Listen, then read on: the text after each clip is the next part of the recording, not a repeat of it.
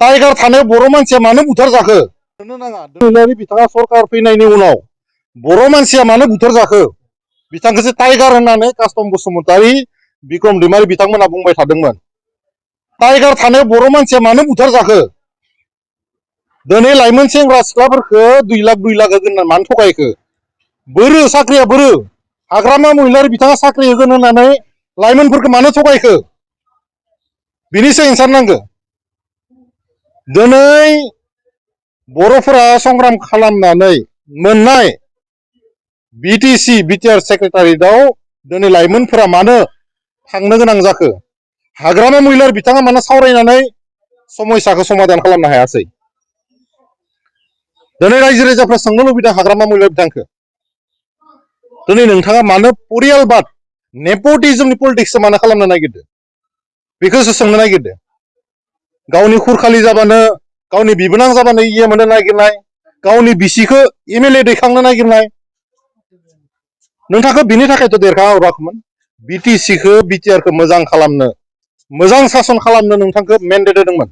नाथाय नोंथांनि समाव जों खोनादों सिन्डिकेट जोंनि बर' मानसिखौ गाफ्ले बुथारनाय दिनै बहाबा मेला नायनो थांबा देगारजों सुनाय बुना हरनाय मानसिफोरखौ फाग्ला खालामनाय जिथु नोंथांनि पलिटिक्स जेनेरेशनखौ धंख खालामनाय जिथु पलिटिक्स बेखौ रायजो राजाफ्रा नुदों। आरो एसेबां जुदि जातीयताबादी मानसिबा दिनै जों खोनाबाय थादों BTCखौ सोरबासो सालायगासिनो दङ सोरबा बामोना सालायबाय थादों होननानै जों खोनादों।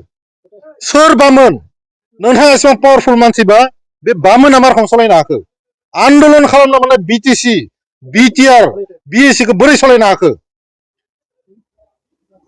बिक्रम दैमारियाथ' बुंदोंमोन बाहेरनि ठिकादारफोरखौ सोरबा लाबोदों होननानै दा नोंथांमोननि खामानिखौ दिनै बाहेरनि ठिकादारफ्रा बोरै मोनखो।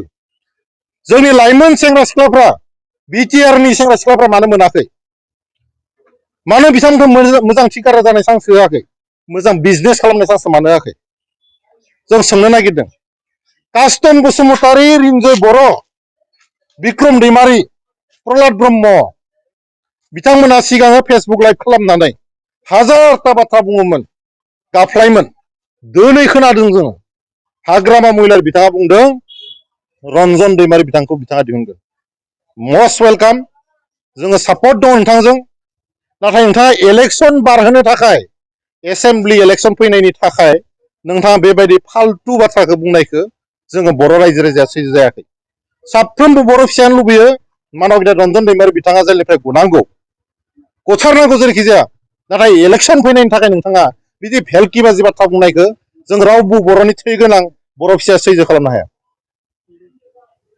दिनै जों नुनो मोनदों जे सार BTCआवहाय BPF सरकार फैनाय लोगो लोगो रायजो राजाफ्रा गोजोनै थानो मोनाखै।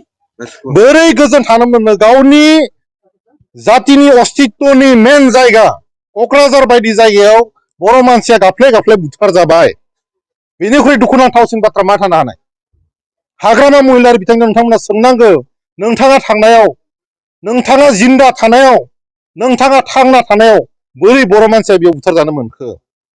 नोंथाङा CM जाना थानाय समाव नोंथांनि सेला सामुन्दाफ्रा बुङो नोंथाङा बिराद पावारफुल मानसि गावनि जाति भाइ बर'नि थै गोनां सासे सेंग्रा जोहोलावा खना खना बुथार जाबाय। दुखुनांथावना हाग्रामा महिलारिनि समाव बर' जातिया जुदि रैखाथि गैया बे बाथ्राया अलरेडि फोरमान जाबाय। Thank you.